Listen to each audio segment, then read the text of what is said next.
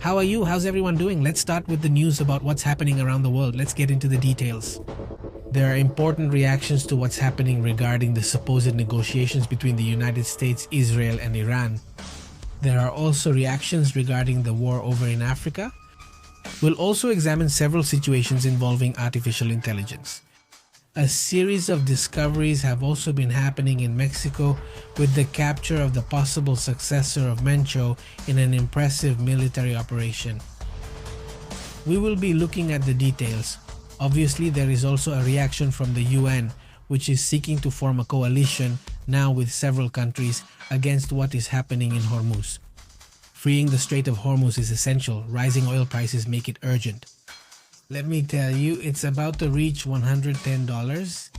Impressive. Oil prices are incredible. There's no stopping them. Well, let's get into the details. People are joining. Go ahead and like, go ahead and share.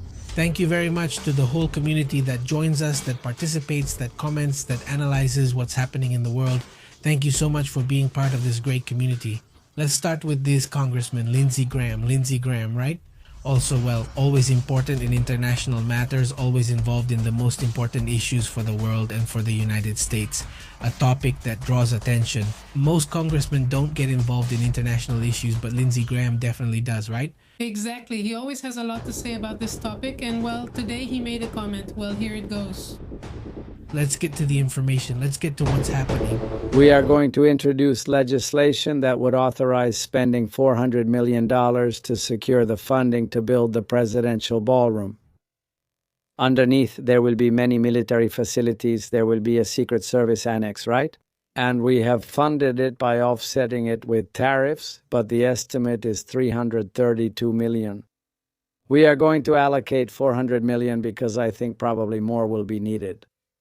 Private donations can be used, but I think they should be used to buy porcelain and things like that. Underneath this ballroom, there will be infrastructure focused on national security. The ballroom itself will avoid the dilemma of having to leave the White House grounds with future presidents and the current president to go downtown to a less secure location. President Trump told me this morning, excuse me, yesterday I said we need the ballroom not just for me, but for future presidents. He literally could have walked out of his bedroom, gone out the back of the White House, and been in the ballroom. That's what has to happen when you have 1,000 or 2,000 people gathered, right, during the day. And the sooner we finish building the sturdier ballroom, the better it will be for the country. Therefore, I hope and pray that the majority of senators after Saturday night will support this bill. Well, let's move on to another matter. It's about the ballroom in the White House, but what also draws attention is what's there and, well, apparently some intelligence offices as well, and what Vladimir Putin says also draws attention. And of course, we truly hope that, based on this courage, on this commitment to independence, the people of Iran, under the leadership of the Supreme Leader, will get through this period of trials and see peace established in the country. This is the message that Abbas Araghchi gives in this meeting they had over there in Moscow. Let's go into the details of what this Iranian says. When we talk about infiltration, we are referring exactly to something like this. They have paved the road in the Mahyar Plain. That is also the place where the American helicopters crashed. Look at this road. The asphalt is completely new. Well, I don't know. It's a strange theory, isn't it? When we talk about infiltration, paving the road on the plain, that's when the helicopters crashed inside Iran. It seems very complicated to me, but, well, that's what this person claims about infiltration, paving the road on the plain. This also happens in Argentina, as seen in various American videos. For example, when discussing paving the plain, American helicopters and roads are mentioned. The Mahyar Plain was paved, helicopters crashed. Again, Americans. When paving the Mahyar Plain is discussed, Americans are involved and there were crashes. When exactly? Wait a moment. Well, it's quite unique. This would have happened in Argentina. Let's stay alert to this situation. Meanwhile, let's move on to other images also interesting today. Well, King Charles was seen, what is it, Charles III? Yes. The third? At that moment, they were introducing him to Ted Cruz's daughter. This politician, also a Republican, obviously, is part of what has been happening during King Charles III's visit with his wife. Donald Trump obviously has been taken around for a while. We'll see more images of what has been happening in that regard. Also, another image that draws attention is this one. It's an image that was leaked or released by an alleged subversive or rebel group reportedly operating in Israel. This supposedly would be a group that is carrying out attacks or sabotage, in this case against a Shin Bet agent. Obviously, no evidence was shown, but it's a group that claims to be Iranian hackers, right? They call themselves hackers and claim to have set fire to a vehicle belonging to a high-ranking Shin Bet agent inside Israel. What they do show is an image of the moment they set this car on fire, but in reality, nothing else is shown, right? That's the thing, but well, obviously this situation draws attention. There they pour some kind of fuel and well, then they set it on fire with some matches. They throw them at the car and set it on fire. There's no more detail than that. Another thing that draws attention is, well, what's happening in Mexico. Several images that we are going to be seeing right now. In that sense, it's, well, interesting, important, because in the end, look, here it is. This is the image shown by the security cabinet itself, showing this man's arrest. Well, allegedly, he would be Mencho's right-hand man, and according to what they say, he would be the one to replace him. Not only that, but it's known that he's nicknamed El Jardinero, and he was arrested in Nayarit.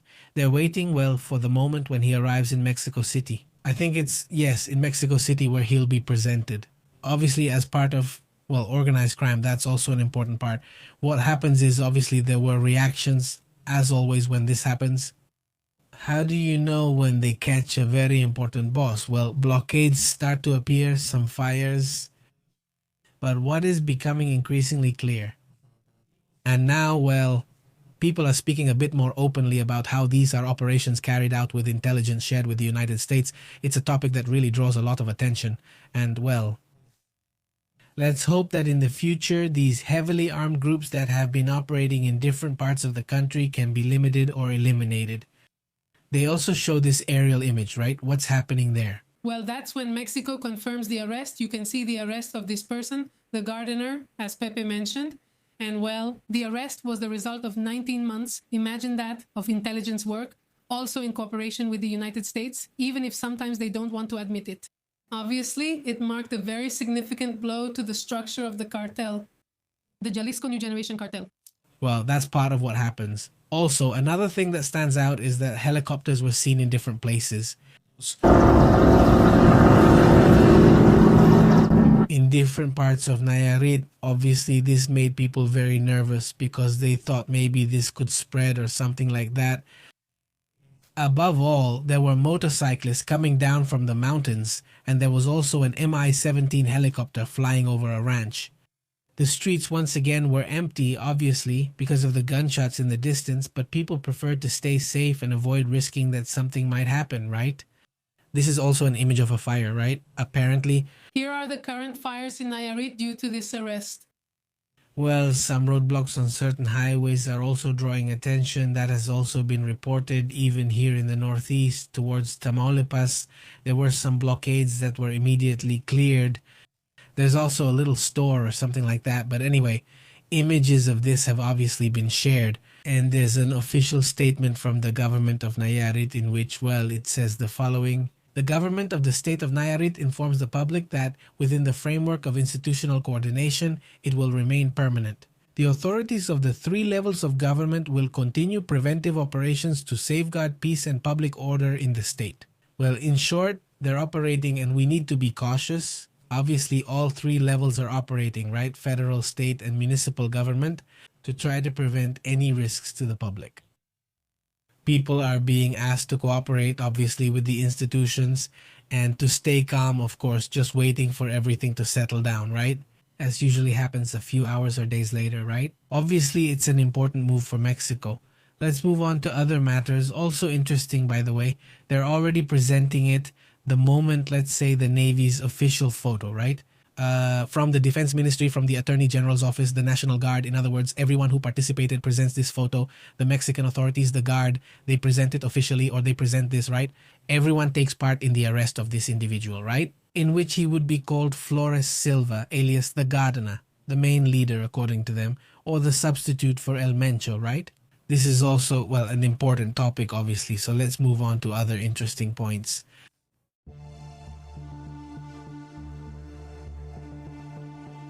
The curious image, well, maybe a bit strange for the day, would be, well, one of them, right? Would it be this one?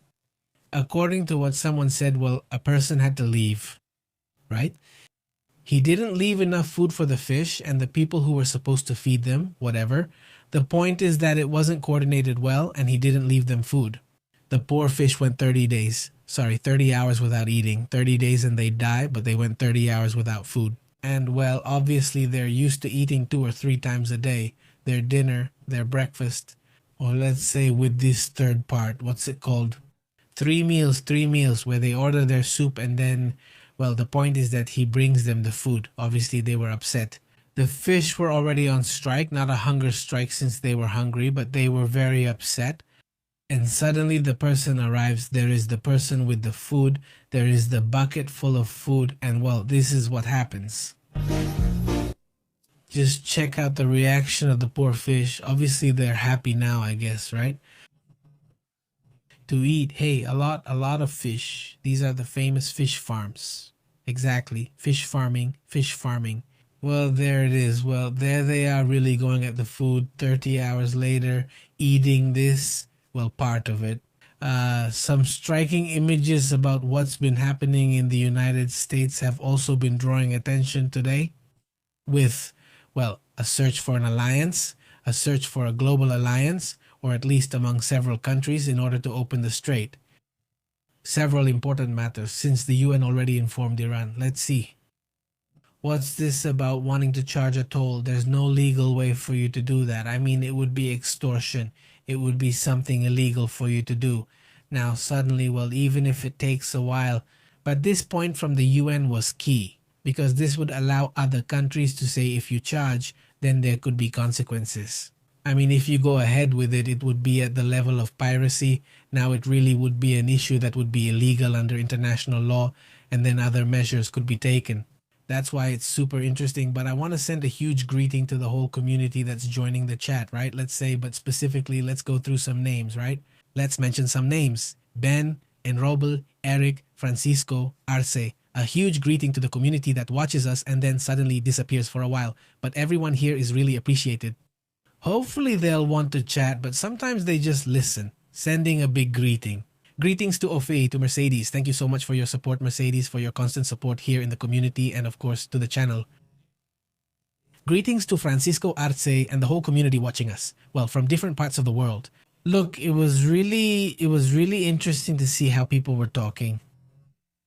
Well, the reactions from the UN constantly, well, they'll keep saying, look, they came and attacked us, right?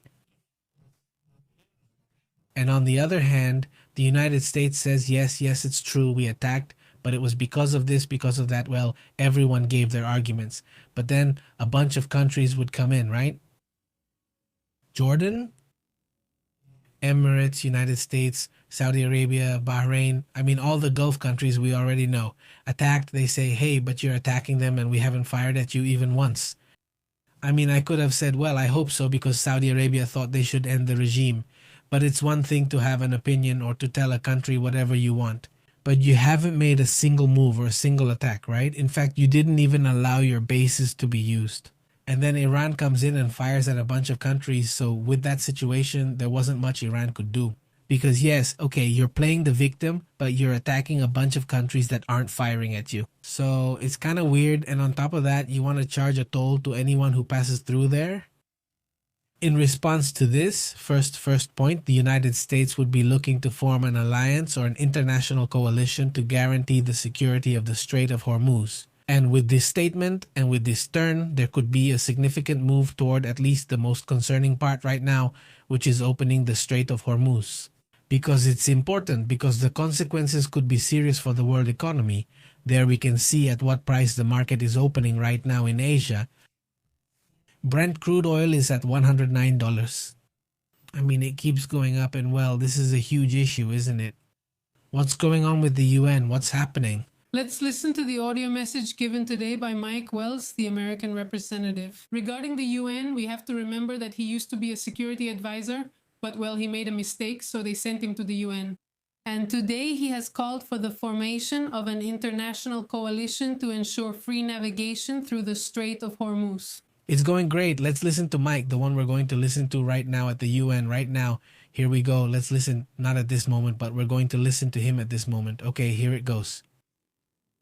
It is absolutely clear, unequivocal, that according to international law, this strait is not. Despite the statements of the Minister of Foreign Affairs of Iran, this strait does not belong to Iran, to handle it as if it were their own moat and drawbridge. It is not a hostage of Iran, it is not a bargaining chip for Iran, it is not a toll road belonging to Iran. And that's what more than 100 countries right outside these doors have just testified. In one of the most widely supported press conferences in recent years, 100 countries have just said the same thing I said. This is not something Iran can play with as if it were a bargaining chip because of its illegal nuclear ambitions. Colleagues, less than 3 weeks ago, the world came together to counter this threat to maritime security. The Council adopted the UN Resolution, United Nations Security Council Resolution 2817, with a record of 136 co-sponsors, demanding that Iran cease its atrocious attacks against its neighboring states. Regardless of what they think about the ongoing conflict, Iran has decided to fire in all directions at civilian infrastructure, its neighbors, and the entire world. It condemned the obstruction of freedom of navigation through the Strait of Hormuz. Iran has done nothing but act in defiance of that resolution. 40 days and counting. They have laid sea mines, they have fired at civilian ships, we have worked to clear the sea mines and protect these ships. But they have also used the strait to launch thousands of missiles. The Gulf capitals, their hospitals, their airports, their hotels, their neighborhoods have threatened to charge tolls, also known as bribes, to allow ships to pass through the strait. And true to their style, they have even tried to kill more Americans than they have killed in the past 47 years. And that's why President Trump has ordered strong measures against Iran's threats and intimidation, the maritime domain, to safeguard the security and economic prosperity of the entire world. Well, there are several questions here and several comments that need to be clarified. For example, it says here that they don't charge for the Suez Strait. But the Suez Strait is 100% Egyptian. The Panama Canal is 100% Panamanian. The Strait of Hormuz is not. Thank you. It's very different. It's not exclusive. It's shared with Oman to begin with, and then there's the issue of the right of passage, because if not, in that case, it's not just the Suez Strait that would be closed. No, everything would be closed, right? In Panama's case, it's entirely within Panama. Yes, that's correct. Yes, but we're talking about natural geography, let's say. It's like if suddenly the United States said no one can pass through the Gulf of Mexico anymore, and Mexico said the same thing on their side. Obviously, that's not possible. That's also another thing that Leonardo mentions here about the issue of whether it's binding. The only body that is truly 100% binding is the UN Security Council, meaning that this one is indeed binding. It's the only body that even has the authority to force any member state to comply with the rules. And it's not that the UN itself just goes and enforces things, but rather that other countries can make a certain country comply. Sanctions, but even with attacks, yes, it can reach that level. Of course, it would start with sanctions first. You can form a coalition where you say, we're not going to attack, we're just going to put military ships here, and if you try to stop them, they'll fire at you. It's that simple. So, you can't stop anyone, we're not going to attack you. There will be European, Asian, or whatever kind of forces there. There will be ships there. No one, absolutely no one is going to do anything to you as long as you don't do anything to the ships that are there. Hey, look, here comes one of those boats they send. or you want to lay mines or whatever, that's not allowed. You can't lay mines in an area that's a passage for everyone. So that's a resolution that was important and is now being made by the UN. And well, this was expected. Exactly. Well, Maywell also wants them to join their projects. Let's get to that topic right now.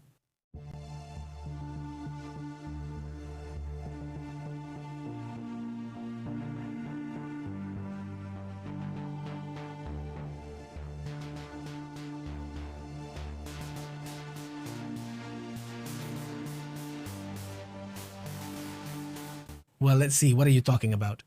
Well, what Maywell asked for was that he hoped the international community would join the effort to protect that vital artery and start getting the oil and gasoline that are stuck there moving again. Well, that's the issue. Let's move on to other important topics about what's happening on the planet. In the end, it was expected regarding the UN issue. We'll get into more details about that issue in a moment, but let's also move on to other topics related to what's happening in this supposed negotiation. Let's see. Donald Trump received a notice today in which they were analyzing Iran's proposal, where Iran's idea was through Pakistan. In fact, that's how it was, through Islamabad, Pakistan. They delivered the proposal to the United States. The United States receives it. The United States told them not to call meetings until they first communicated by phone, email, or another way. Let's review the proposal and analyze it so we can avoid making the trip for nothing. All meetings are cancelled for now. And now the President of the United States, and that's also what the Iranians were saying, would be considering the possibility of negotiating to open the Strait of Hormuz under certain conditions. Honestly, this is just buying time for both sides, but the White House, according to reports and even the New York Times itself, says they are not comfortable with this proposal. Basically, they were not convinced by Iran's proposal. They are not satisfied with this latest proposal to open the strait under the conditions set by Iran. Because to begin with, this would basically mean accepting that the conflict was lost, right? So obviously, the United States doesn't want to accept it. They don't want to accept this condition. And so what this points to, and what's clear from the aircraft flying in the Middle East, is that there are 3 aircraft carriers in the area. Well, the only thing you can see is that there isn't any real intention to reach a negotiated settlement here. The real intention, well, I think it's to prepare to be ready to attack in the next phase and truly see who is stronger on one side or the other. But also, during this time, in this period, there's something different, which is precisely the meeting that took place with the Security Council. They're saying, let's wait and see if it happens, since it's not confirmed. The United States wants it, but the alliance isn't confirmed. It's not because the people from the UN already told them, hey, you can't go around charging tolls. That hasn't happened. It doesn't mean that an alliance is going to be formed in any case. Sanctions are possible, as you mentioned. The United States wants more than an alliance. I insist that doesn't mean it will happen. Is this just a proposal, but given how things are and how they're going? Many countries are upset with the United States, starting with Europe, but also including other countries in Asia. In fact, they could obviously say, you know what, no. Look, you're charging tariffs, calling us cowards, making demands, wanting to take things like Greenland, and you want Canada too. You seem to want to be on bad terms with everyone. Obviously, those alliances are at historic lows right now. If you watch today's live stream this afternoon, you'll see what Merz, the German Chancellor, says. It's surprising. Well, seeing Germany taking such an upset stance regarding what's happening in the United States really draws a lot of attention. But anyway, it's part of what's happening. The UN rejects Iran's proposal, saying there is no legal basis. What does the UN say about it as well? They said it can't be done. We talked about this, right? Well, a free passage is a passage that can't be charged for. But also Secretary of State Marco Rubio. Let's go to the UN first, then we'll discuss everything, okay? We haven't mentioned anything beyond the headline. Well, the International Maritime Organization, which is led by Arsenio Dominguez, said today that this charge they want to impose cannot be justified. They rejected Iran's legislative proposal, which was supposed to move forward.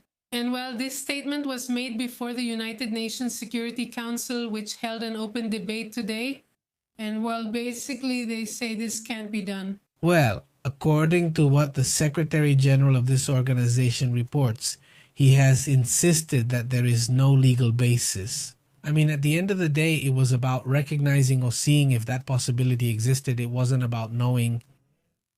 Well, that's what some countries were afraid of. Like, what if there was some legal basis? Well, no, they've already looked into all the possibilities. There is no formula. There isn't any way to justify a charge of this magnitude, and well, now the strait has to remain open. There's no other option. There is no other option. It's not like, oh, well, but I mean, if it stays open, then the chances start to increase that the Gulf countries will say it's justified.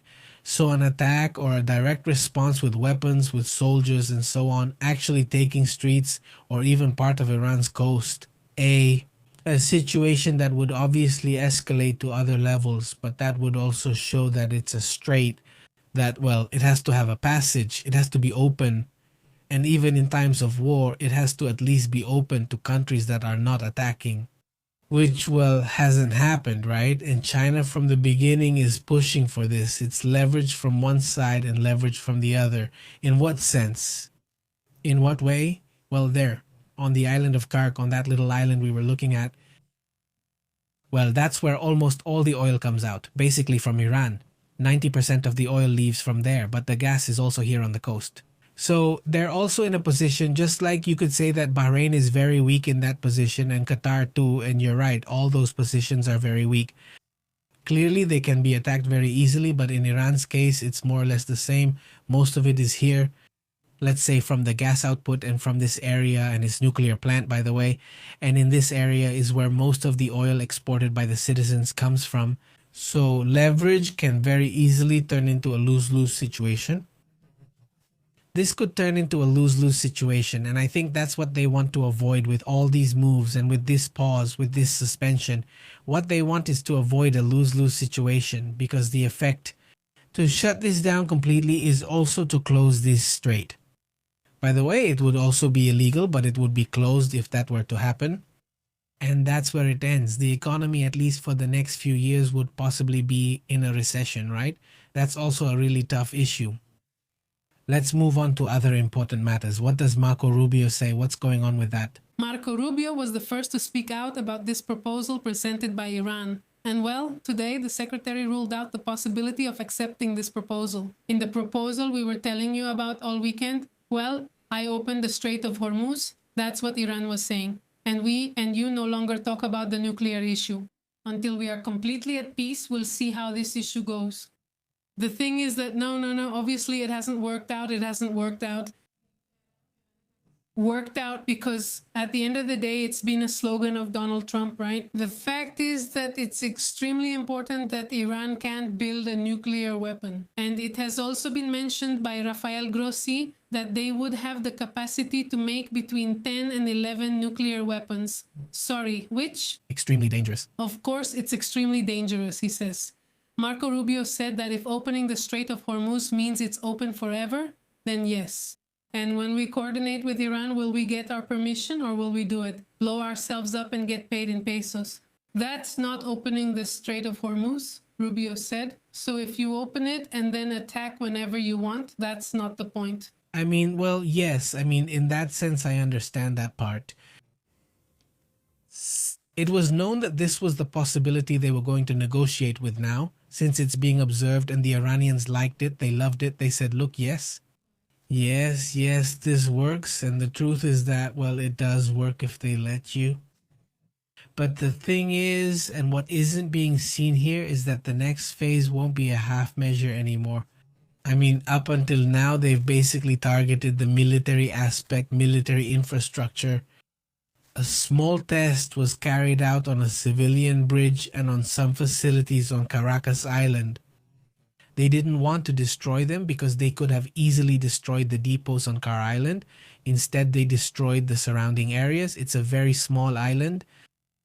I mean, for your country to depend on this and get involved in a conflict like this is just too dangerous. Look, just to give us an idea, from here to here, it's about 4 kilometers. From here to there, maybe 2 kilometers. The widest part is probably around there. But look, let's measure it so we're not left wondering, right? from this side to this side, how much is it? 4 kilometers. And on this side, sorry, let's remove the measurement and let's put it on this side, the longest area, right? So it would be 10 kilometers then. 8 kilometers. That's how long it is. 8 kilometers in length by 4 kilometers at its widest part. So you can walk across it without any problem. The island is really very small but very important, key for oil. If this is destroyed, it would be a very easy way to say, well, you ruin Iran's economy for years and the effect will be tremendous, you name it. They would also respond, causing an effect on Kuwait and Bahrain as well. So their response is the threat of attacking all these areas. Okay, that's fine. You leave a terrible situation and then a long drawn out war breaks out, however you want to put it, right? And then there's the Bushehr area. And I mean, let's say these areas are weak points. What they say about this leverage Iran has because of this small strait, this strait that's about 33 kilometers wide or so. What they say is, okay, you can't just keep closing it here and opening it whenever you want. Because if you do it like that, then nothing will ever be able to get done. Anything that bothers you. If someone looked at you the wrong way, whatever it is, then you're going to want to close the strait for any little reason, for whatever reason. And you create an effect and a control over oil prices. So neither Lopez wants this, nor does Europe, nor does Asia, nor does China. Because look, if the United States doesn't take a position here in this strategy, right? Because if the United States doesn't get involved here and the strait is only closed by Iran, we have to say it, we have to. For those who are just arriving and haven't seen anything, they were, well, in another universe and didn't know absolutely anything. War is really strange because this is closed off by Iran and this is closed off by the United States, so nothing gets through here from either side. So, well, okay, why is that important? Because if the United States doesn't position itself here, Iran would be selling oil to India, to China, to many countries, and you'd say, hey, well, that's great for China and for it's like it goes to India, to other countries. Hey, that's cool, it's really good, but then you basically leave these guys on this side abandoned. You don't say it exactly, but you leave them locked in, and now there really wouldn't be any way to negotiate. The United States was this close to deciding to leave and just not care, basically saying, well, you guys handle it, but someone kind of advised them that it would look bad, it would be like a lost war, etc., etc. So, well, they decided to stay. They had no other choice. Exactly. Another comment Marco Rubio makes about the regime stands out because of what he says. There is no doubt that if this radical clerical regime remains in power in Iran, they will eventually decide they want nuclear weapons. And yes, it's an issue that we still need to address. It remains the central topic, both the nuclear issue and the question of whether. This regime is an issue they still want to resolve. And they say they won't allow Iran to get away with it. And we must make sure that any agreement reached will definitely prevent them from obtaining nuclear weapons anywhere, Anywhere, at any time, because all of this is leverage. It's leveraging my move towards X, and if you or anyone allows it. Because there are a lot of people here who always see it as a little bit black and white, I don't know. In the sense that, okay, so if it's the United States, then obviously they're going to say, well, since I didn't like X operation or Trump said something that bothered me. So then just because of that, they suddenly say, well, then let the Iranians do whatever they want. And that would be a mistake. Obviously, Trump made a lot of mistakes on many issues, but that's not a reason to want a regime like Iran's to thrive and move forward and start applying their rules throughout the Middle East, because if that happens, obviously it's not just about controlling this whole region, but it expands. Europe, Latin America, America in general, everywhere. In other words, they have a huge drive to expand. On one hand, there are many groups that want to expand, but the strongest right now is this group of Shiites controlled by the regime of the Ayatollahs. And then there are other groups that are not governments, like Al-Qaeda, like ISIS, and these groups operate more like terrorist groups. Basically, no, Iran is a combination because it operates as a terrorist group through Hezbollah, Hamas, and the Syrian militia. But besides that, they function or try to function like a normal government.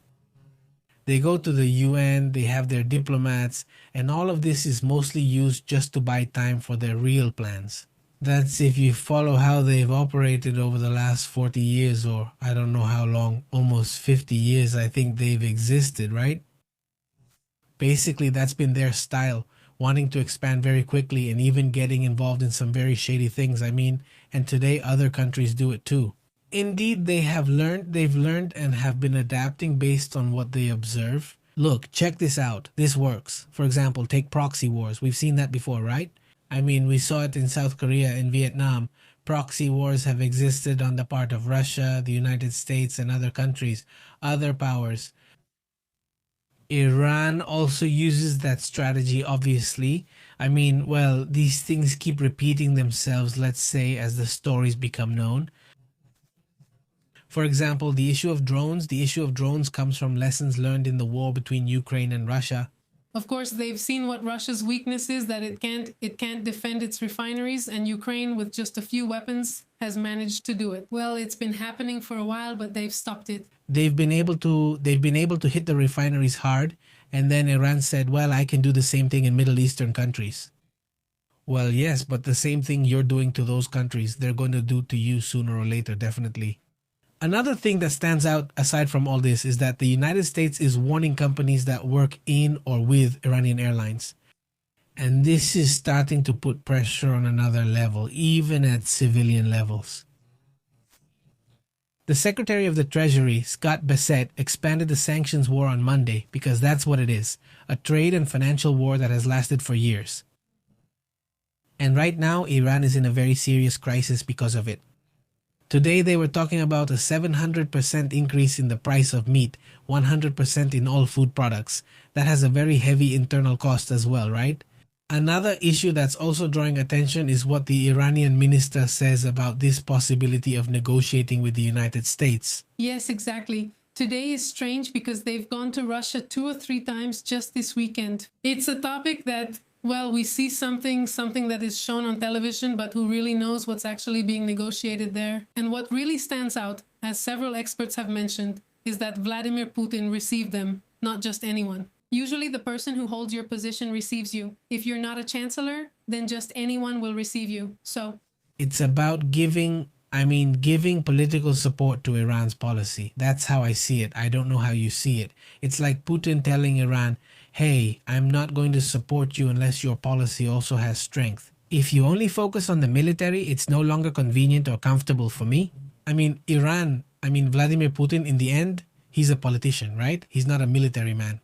And he has the military under control. But you also see that sometimes the military rebel against them. It's a reflection, and one of his greatest fears is that they might rebel against him. So I feel that he also has to protect the political side, which is what he's been involved with, right? Really. yes, it's possible. And also the fact that maybe they're looking out for their nuclear weapons, that if they ever have them, Russia will protect them. We have to remember that Russia had already asked the United States, or had suggested, that they could keep Iran's nuclear program. So, well, supposedly integrated. Supposedly, but well, it has. And the United States. Well, Trump actually said, well, in that case, I'll keep it myself, right? Well, according to Abbas Agarachi, the comment you make makes it clear that Iran is facing the world's greatest superpower, and they haven't achieved a single one of their objectives.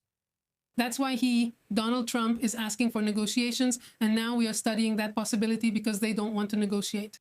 In the end, the military has said that they don't want a ceasefire. They want either war or peace. One or the other, and well, they say that they have resisted and that they will continue to resist if necessary. Well, that's how things are, right? Exactly. And here Pek Silkat says Israel is no innocent party. I think there are no countries that are innocent, especially countries that are very focused on conflict, on war, etc. Obviously not. Now let's move on to other matters, other important topics as well. Importance.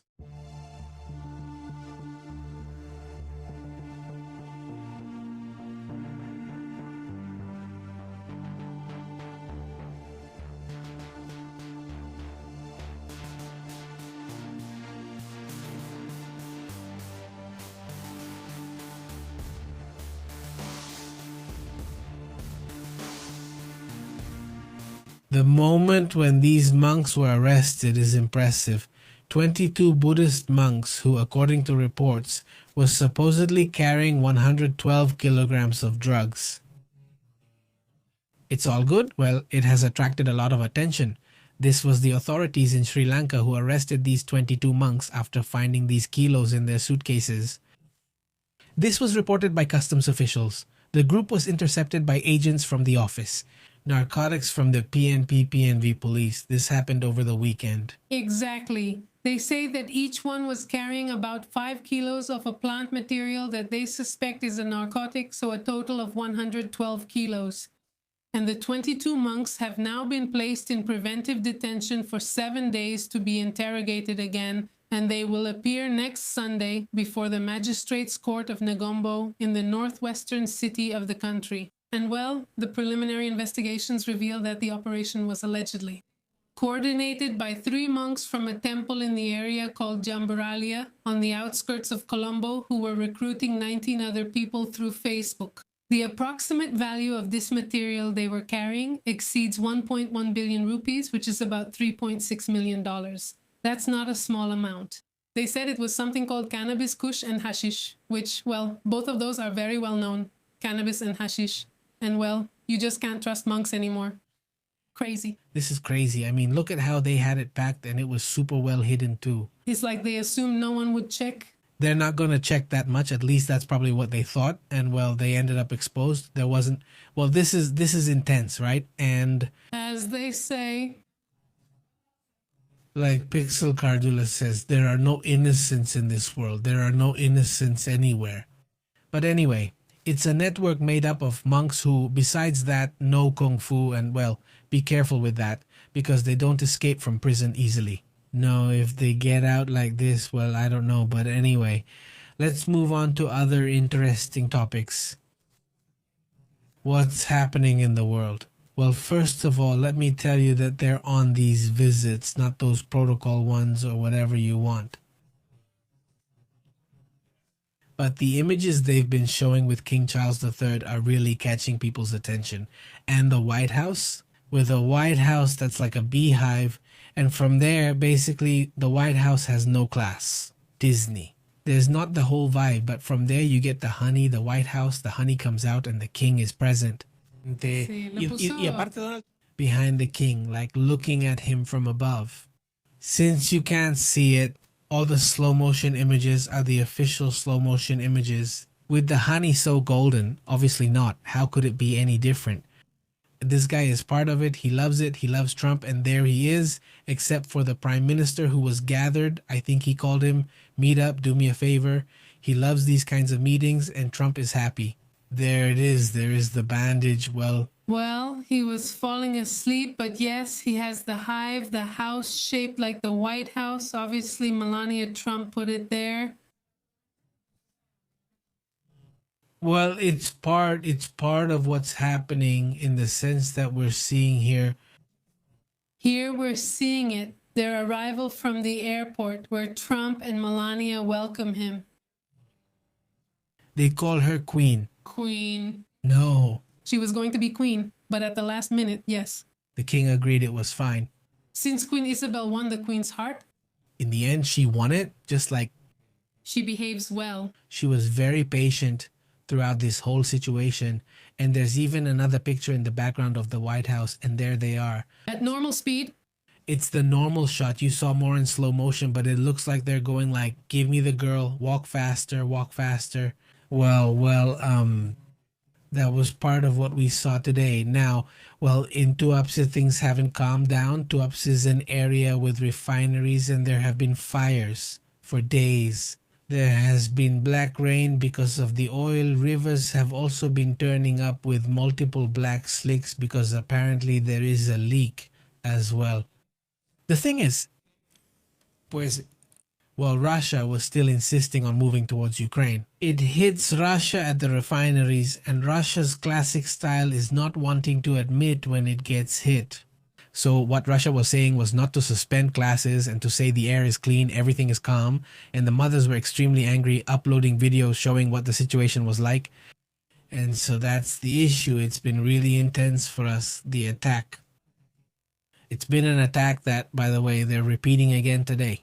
And they're attacking the refinery area again, this time causing fires once more that, by the way, had already been put out.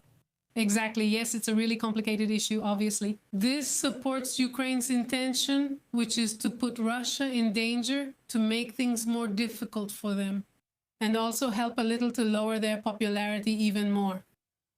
Unfortunately, it leaves a lot of pollution. Unfortunately, wars are super polluting. It's unfortunate.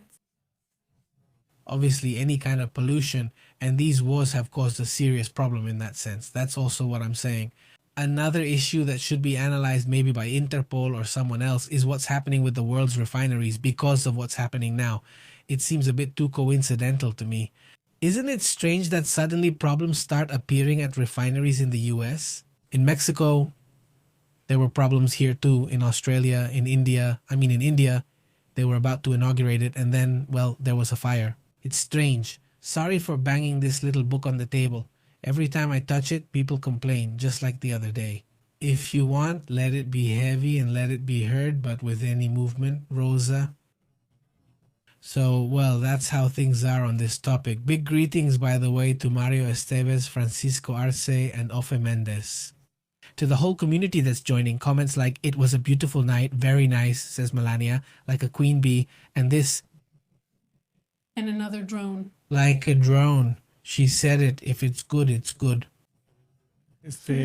Bueno, pues, dice, Sorry for not commenting, but it's really great, Tapatia. Big shout out. Enjoy your meal to you and your family. It's cool because it brings good luck. Monjes sí saben elevarse a otros niveles. There aren't people meditating or anything like that. And that part? Well, you can imagine big greetings, and simply, you just have to look at the Iranian's face when Putin talked to him. Yes, exactly, that's it. Did that catch your attention? Exactly.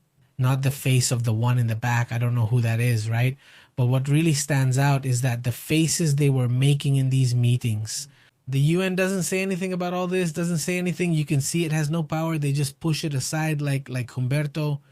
Es que falta una coma. a ver, If the UN doesn't say anything about all this, or if you can see it has no power because they just push it aside. And couldn't it be that after all this, the UN doesn't say anything? Yes, that's what he says, right? Or you see it lacks power, so why do they push it aside, he says? Sí, Sí, no, sí. esa es la cosa, sí. Look, the thing is, who is the UN? The UN is everyone. I mean, the UN is all the countries. That's what I mean. I mean, the UN doesn't suddenly become something else, however you want to look at it, right? The UN is the world. It's just a place to talk. The UN is basically that. It doesn't really have it's not like, Like a family gathering. because look, when you see the WHO, which is the WHO, well, there is an organization, but at the end of the day, the ones who are going to operate are not the WHO itself. Unless it's a super poor country, that's where they operate. But in reality, each country has its own CDC or its own Department of Health or whatever. I mean, each country has its own organizations and they coordinate with the UN. But you don't need to have the WHO operating in Mexico or in the US or in Argentina. I mean, no, you don't need that. I mean, everything is coordinated. But who are the people inside? Doctors from all over the world, right?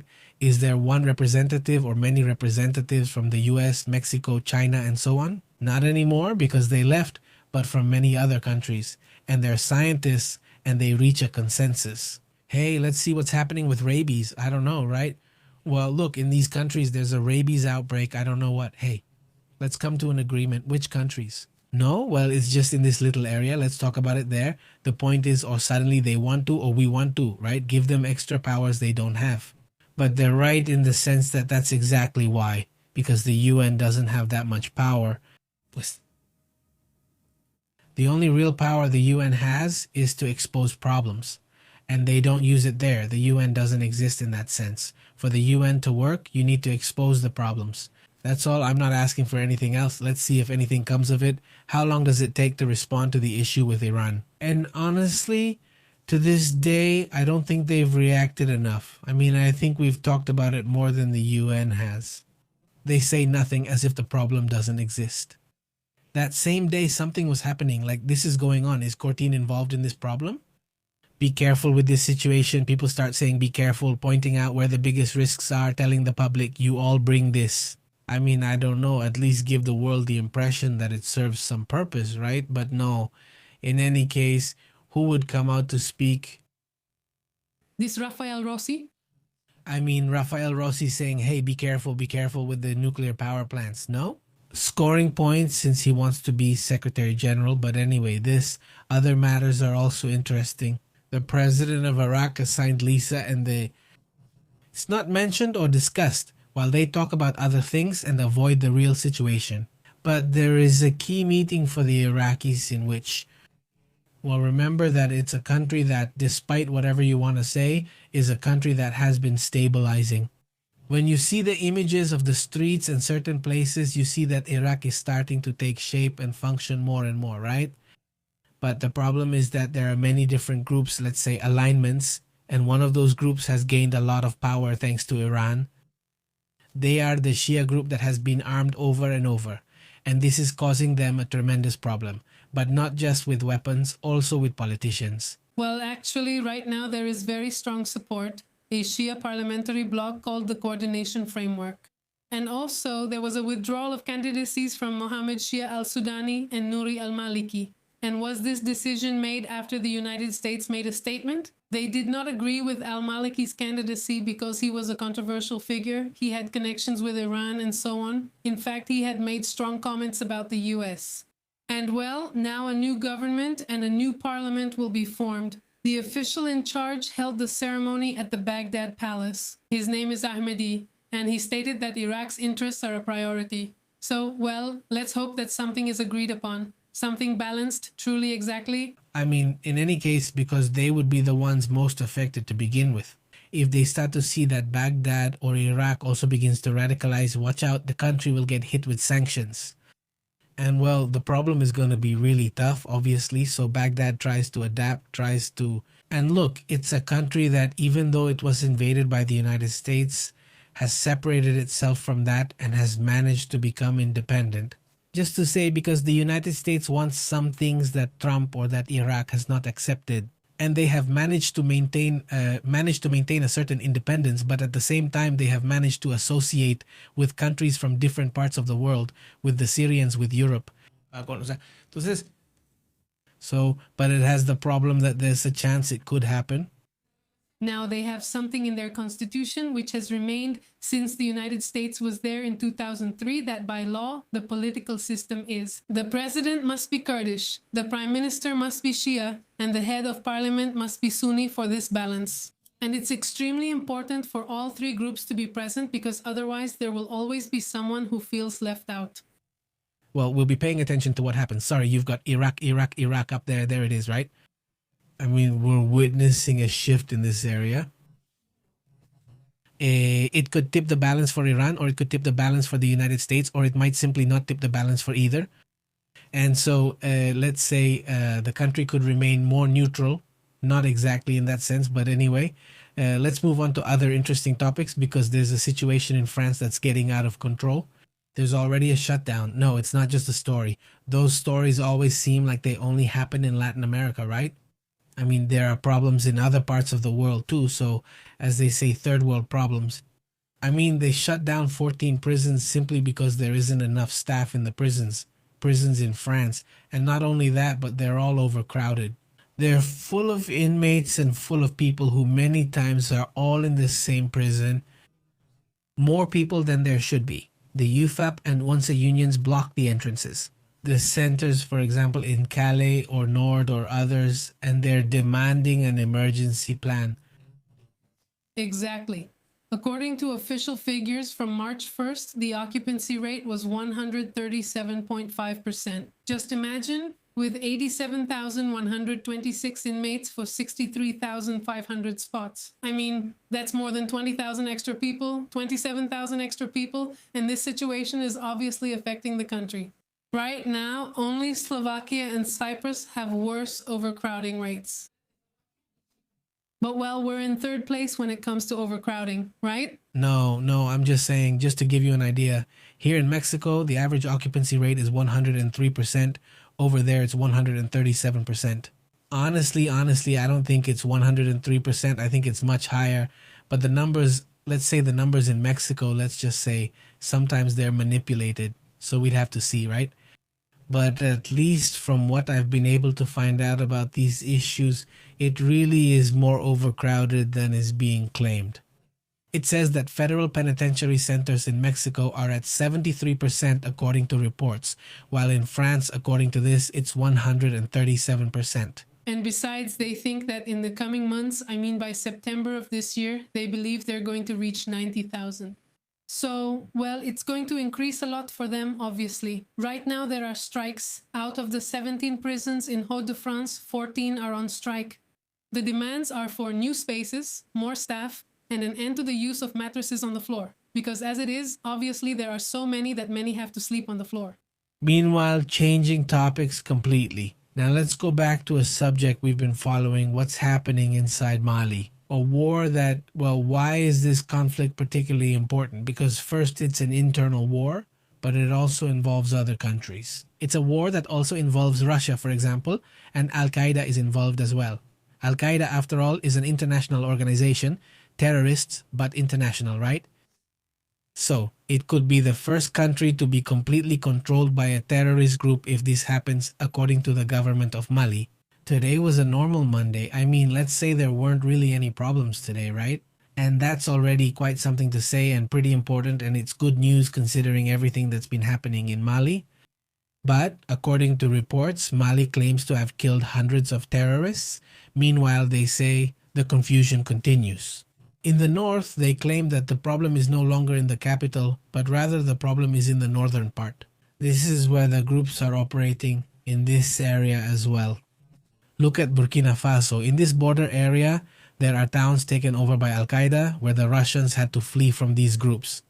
Well, it's a tremendous issue which we will keep updating little by little, but the government of Mali at least says it has managed to free itself. In certain areas, multiple figures have been taken down. It's a group called the Group for the Support of Islam and Muslims. But really, it's actually an Al-Qaeda affiliate. So, you'll hear about it today, but it's not Al-Qaeda. No, it's not called Al-Qaeda as such. They're called Jinin, but it's a branch. It's part of the same group. It's a franchise, basically, just with a different name there. I'll just say that to clarify that point. Let's move on as well. 2 quick notes from Israel because they're interesting. First of all, Netanyahu, the Prime Minister of Israel, puts out a message reiterating that. And he says that the operation against the terrorist group Hezbollah in this area in Lebanon has had a tremendous impact, he claims. According to Israeli sources, they have reduced Hezbollah's missile arsenal by 10%. Here, they're almost out of missiles, but it should be remembered that months earlier they had said exactly the same thing, that they were practically gone, that they had managed to eliminate all their leaders and that basically Hezbollah no longer existed, and suddenly Al-Qaeda was alive. And they keep operating and keep attacking with rockets, so you wonder how?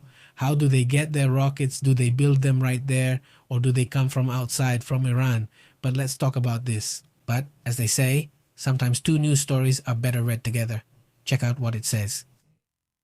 Minister of Defense. Exactly. Israel Katz says that he has already directly threatened the government of Lebanon. It's no longer just against Hezbollah. Now it's a matter concerning the government. This is happening. If you keep supporting Hezbollah, there will be a war, not just a problem, a war between you and me, not just another issue or another war, no. Now it's official. It's a direct confrontation with the Lebanese government, like facing an army. In a government where one part is Sunni and another part is also Christian, would it be a war against them? A country that's Christian, Sunni, and Shia, where there's a significant number of Christians and Sunnis? I keep stressing this because it's important, because then it could mean that other countries might get involved in the conflict, for example, Turkey, but also the Gulf countries that are Sunni, right? This could get much more complicated. I found the warning he gave to be dangerous. Defense Minister Israel Katz, I understand the part about wanting to put pressure on the government because the government is clearly not doing enough, Jose, right? Neither you nor I are staying quiet about it. I know, Fano. But this person has insisted that he wants Hezbollah out. In fact, Hezbollah is not in their interest. But at the same time, it's like they let Israel do everything and they don't get involved. So obviously Israel isn't liking that part anymore. And they say, look, are you going to operate against this or not? If not, then, well, to see them that way too, as enemies. Are we going to see them as enemies or as partners? But it's one or the other. Basically, that's the message that Israel Katz is giving.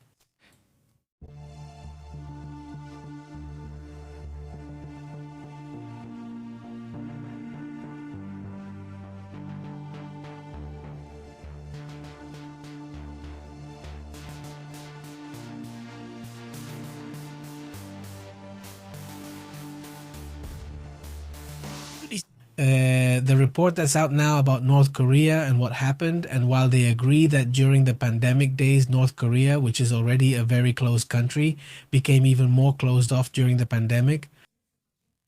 Exactly. Well, with China, it only reopened recently, yes, but this year, exactly, North Korea from that point on became kind of like a sort of like that. Prison. Remember in the Simpsons movie when they put a dome over the town? Or was it called the Dome? Maybe that was a movie or series, I'm not sure. I mean, they put a dome and basically no one could get in, not even their neighboring countries, not Russia or China, no one could get in yet. Until just recently, they were completely closed again, but that started during the pandemic. But now there's a report that reveals some really shocking things, even darker than what we knew. Exactly. A report was released by the Transitional Justice Working Group TJWG, where they warned that during COVID, executions increased by 117%. The documented cases, executions, and death sentences over nearly 5 years, which was the period since the borders closed in January 2020. This is something really, well, very serious. The document covers the period from December 2020, when Kim took power after his father's death, up until December 2024, and it was prepared based on testimonies from 265 North Korean defectors who lived in 51 cities across the country. And during this period, 144 cases have been documented involving at least 358 individuals in 136 execution incidents. 70% of these were carried out in public with people in their communities forced to watch. 70% of these were carried out with crowds in their communities forced to watch. The situation is obviously dire. Well, that's how things stand on this topic. Let's move on to other matters. There's some news. It's a curious, quite strange story in which they claim that a German tourist was in Egypt minding his own business and suddenly, well, this man was 57 years old. He was watching a typical Egyptian snake charming show and suddenly the reptile got into his pants. And according to the reports, well, it bit him and obviously they went to help him, but apparently the situation was complicated. But unfortunately, he did lose his life. They released a statement saying the snake charmer left one of the snakes behind. And this one, well, when he was doing the show, which was with 2 snakes, one got away and he didn't notice. And unfortunately, this happened. Yeah, this is serious. They're investigating it. Well, it's a topic that's gotten a lot of attention.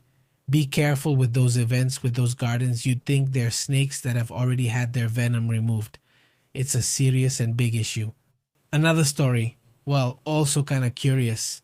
Haven't the Japanese had trouble with bears in some regions? And once again, the body of a woman was found in Iwate Prefecture last week, where police officers found her with injuries from a bear attack. Not just one person who lost their life, there have already been several people who have been seriously attacked by bears.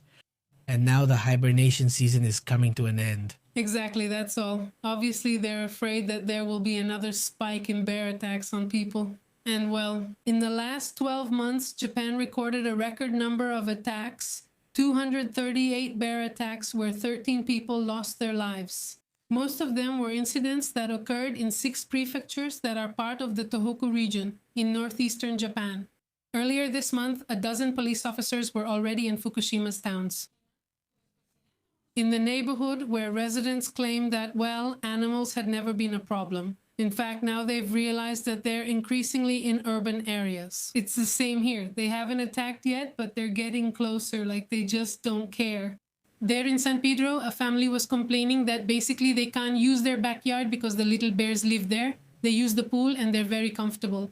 So, well, these bears, by the way, are the ones over there in Japan also bears? Grandes, entre 100 y 120 kilos.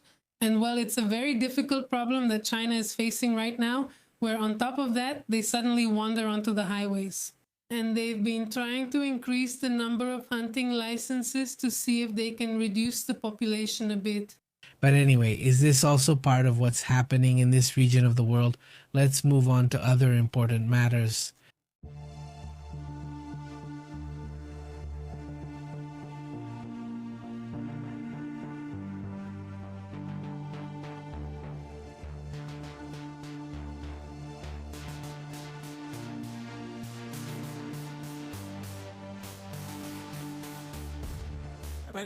Several matters, several things that are happening. Let's see. If you're 30, 40, 50 or older, right?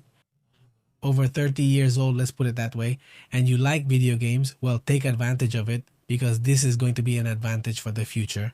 Your brain will thank you. Obviously, like everything, right? We don't have to say anything in excess, but this is good. Well, according to what society reports, the study that this one does, I think this is it. He has done a study and has conducted a scientific review of other studies as well, in which what he shows is what happens in the brains of people who have played games throughout their lives, or who, well, from time to time engage in this kind of practice. In a scientific review, he reveals that this perception that, let's say, people who play video games are not mature or whatever, or that they're acting childish. So get rid of that idea because it turns out there are also positive things. It turns out that this serves as cognitive stimulation. Over the years, it's a strategy to delay cognitive decline and keep the brain more active. Obviously, so I think right now that keeping the habit of playing video games since childhood helps to create certain neural networks, additional neural networks, thanks to the constant challenges that video games provide? No, because you have to adapt, you have to learn to react quickly, right? That's why we're seeing that they're hiring gamers now in the towers. For airplanes and positions, this construction of these networks, known as cognitive reserves, can act as a shield against deterioration. Age-related decline that comes with age. That is to say, people who are playing, let's say, have an extra network, so if they experience any damage, they can compensate for it very easily. If video games like I don't know who... Also, another interesting matter, not about what's happening in the world. Sundar Pichai, who is he anyway? Google's CEO says that the AI Google uses is what its code is built with. Actually, about 75% of Google's code is made with artificial intelligence, which is huge. Software development is undergoing a transformation accordingly. Impresionante.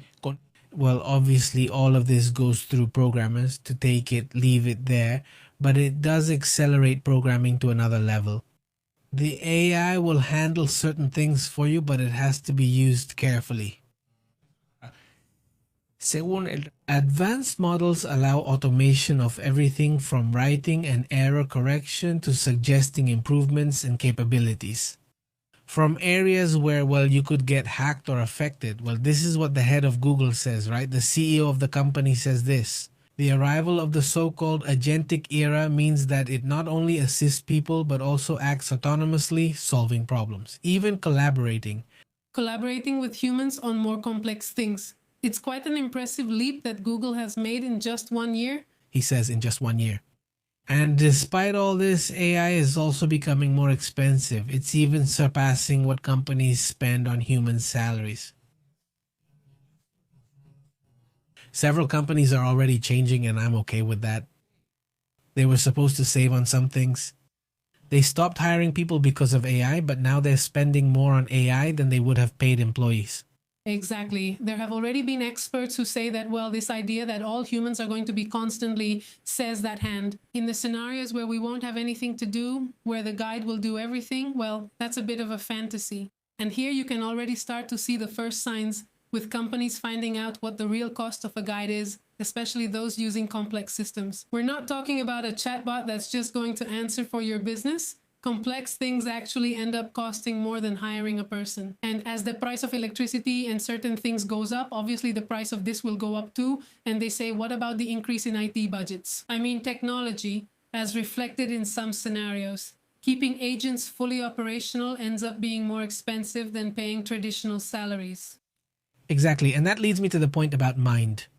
No doubt my children wouldn't have those cognitive difficulties, but it's not the same as going out to socialize. No, of course, it's not exactly like that. It's about moderation, right? I mean, because if not, you're going to play and you're going to stop socializing. You need to do sports. You need to go out and get some sun, read, socialize. Yes, definitely. And many times there are video games that also allow you to do that. It depends on the game. There are games that don't isolate you, and there are others that can also keep you from socializing. It's a bit like everything, everything in moderation, balance, right? That's a good point there. Greetings, MT. Greetings to Blanca Leonardo, to the whole Esti community. And well, let's go to Otis. And the main thing is, which video games, what kind are useful? Counter-Strike, which one is Counter-Strike? I didn't play that one, and I didn't play it to see if I couldn't. In the end, I think it's better to mix it up, not to stick with just one video game, not to get obsessed with just one video game. I think that would be ideal from my point of view. Why? Will it actually give you more skills? It's not the same to play something like, I don't know, Red Dead Redemption as it is to play something like this, like Cuphead, not Cuphead. You need a level of precision and accuracy, and everything has to be super, super good. Or the one I was playing recently, the one I'm playing now. By the way, this King Chow, I forgot the name, Hollow Knight. Hollow Knight also requires a lot of precision. You really have to focus, right? And suddenly it's like, my style is really weird because I try a mission 3 times if it's hard for me, you know? I play it 3 times and that's it. There's no point. You're stuck there. Tomorrow I know my brain cells will be ready, right? You come back and handle it like a natural. Hasn't it ever happened that you see everything clearly? I love that part because even if you keep trying for hours, you won't beat it. You're making your brain do something it just won't do. You come back the next day, you're all clear-headed. It's like your brain already made the connections and you beat it. I'm not going to say it's always on the first try, but a lot of times it is on the first try. There are many times when you come back and think, how is it possible that yesterday I couldn't do it? How is it possible that now I beat it on the first or second try? But that's how it is. The brain does its magic. So let your brain do its magic and you'll really be impressed. But anyway, for those who are gamers, like me, who just does it as a very, very casual hobby, but check it out and the strategy will work for you. Speaking of technology, since we're on the topic, OpenAI and Microsoft have ended the exclusivity they had. What's going on? Why are they doing this? What's the situation? By the way, just to remind you, right? Tomorrow the trial between Elon Musk and Sam Altman starts. We have to remember that Elon Musk supported the project financially when it was supposed to not be a business. And well, that's how it was done. And then he went with Microsoft, right? And now, well, this deal is breaking up. It really draws attention, almost like he's leaving after so much time. Sam Altman, is there a rift there? From now on? If you are a Word or Excel user, well, many of the AI features, which honestly, to be super realistic, nobody really uses them. Microsoft hasn't really been very skillful in this area. People aren't interested in using Microsoft's AI. Well, they won't be used anymore because they were powered by OpenAI, and now the exclusive license they've had since 2019 has ended. Thank you. So is that it? What does it mean? Are they going to... That they're not going to be there anymore? They're not going to be there? They're not going to work anymore? Or what? Has Microsoft tried to develop more of their own thing this past year? But no, honestly, there wouldn't be. There wouldn't be. They haven't been able to, to compete. Or it's at a competitive level, cloud level, OpenAI level, Grok or whatever it's called, which has also turned out well. Microsoft will stop paying OpenAI the share of revenue generated by the use of its technology. The business relationship is already broken. It's already broken.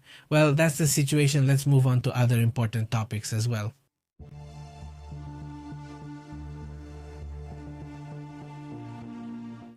According to the report, the warning that is being issued right now for travel to the United States is important. They say that visitors' cell phones and computers will be checked. The new Directive 3340049P issued by the U.S. Customs and Border Protection. CBP, starting from January 2026, has already updated these electronic device inspection procedures. Exactly. What are they going to examine? Well, get ready because everything, computers, smartphones, smartwatches, flash drives, SIM cards, GPS systems, drones, vehicle entertainment systems. In other words, if you have screens like that in your car, for example, right? Cameras and media players, as well as any device that can store digital information. This is going to be at all international crossings, the border, on the plane, wherever. They're going to check these devices, so if you don't want them checked, it's better not to travel with them. Many people are saying that, and I ask everyone. Who travels? Never. They always tell me no, they never checked anything, they never checked anything. I mean, well, The search is, there are like two classifications. One is a basic inspection, which can be done without prior suspicion, and the advanced one, which is when there is already reasonable suspicion, and then if there is a violation, or if you look suspicious. So they're going to do the more thorough one. a more thorough check, a deeper check. They put on the gloves and, you know, it's serious. Is- And, well, they can keep the device. All right. I mean, well, just be careful with that. Be careful with that issue. Well, I imagine, right, that it's probably going to be people who are into some weird stuff, I guess, but there could also be mistakes. At the end of the day, I made a little joke, I made a comment. It's like the case of some teenagers over in Spain who, among friends on WhatsApp, made a comment like that as a joke, like, ha ha ha, an explosion, or I don't know what, about a plane, something like that.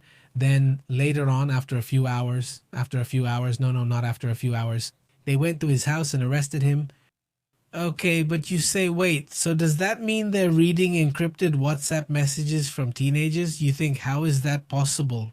I mean, well, but anyway, that's how it is, right? That's the thing. That's also why sometimes there can be those kinds of mistakes, that kind of confusion in that kind of situation. Let's move on to other important matters.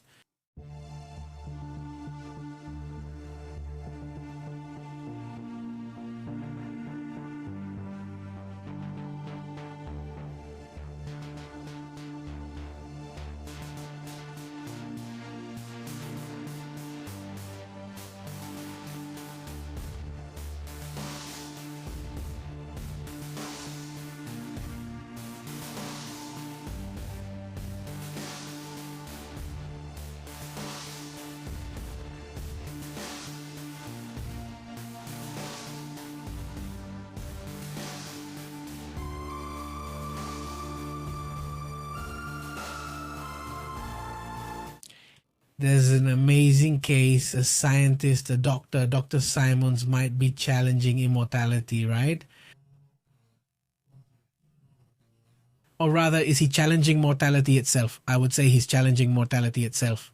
Dr. Simons, no, wait, don't spoil anything yet, nothing, not yet. Dr. Simons, well, He holds a PhD in quantum physics from Amherst University. wait, don't spoil it. I just told you, yes, you're spoiling it, you're spoiling it. Wait, Dr. Simons, through the same thing. I mean, well, he has 2 PhDs, just to make it clear that he's a doctor. I mean, 100% a doctor, not a medical doctor, right?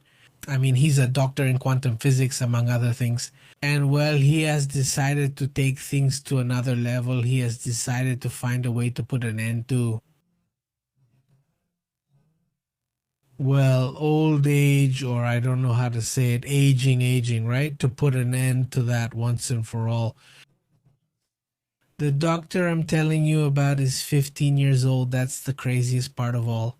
I mean, he's a kid, like we would say here in Monterrey, right? He's just a little guy, a youngster. I mean, Does this boy still have to be a kid? yeah, besides, he's one of those who already has it. I mean, because when I was 15, I already had a mustache. Yeah. They didn't even ask Pepe for his ID to let him into Al. When I was 15, they didn't ask me for ID. That's true. I would go, I mean, if I went to a dance, because I'm from the countryside, I would go to dances and they would ask you, Did you want to go to the plaza? yes, actually, yes, to go around the plaza.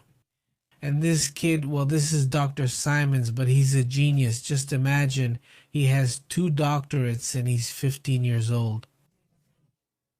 I mean, it's amazing. And well, what he claims is that he's going for everything. He's trying to combat aging. He's just 15 and already working on that, so I think he'll achieve something. But according to reports, this quantum physics prodigy is basically setting out to tackle the ultimate challenge, right? Because that's the only way, right? To explore and reach much more evolved levels of thought, the only way is to live to 200, 300, 400 years and be healthy. But if at 30 or 40 you're already dealing with aches and knee problems, right? Like many friends, I mean, it's gonna be hard for you to philosophize and to be able to, right? To reach other levels of understanding, you also need to have a healthier lifestyle and whatever else you want. But the point is, as this young man says, right? What he says is that the problem with this is that you can't, I mean, you can't try to make people younger or whatever you want and just focus on the issue of food, for example, or just focus on genetics or just one thing. I mean, you can't do that. I mean, to achieve something like that, you need to take a multidisciplinary approach. There will be engineering, genetics, biology, nutrition, sports. There are many things that need to be understood in order to reach the level where you can say, oh, look, the genes, the cells, blah, blah, blah, all of this works. This can be reversed, but this can't. And for it to be a deeper understanding. He is a young man from Belgium. His name is, as you rightly say, Lawrence Simons, originally from this European country. I mean, Belgium, known as a country. By the way, very involved in the scientific field, really, really focused on that area. And well, what's interesting is that he's not the first. He's not the first of these geniuses who have this idea.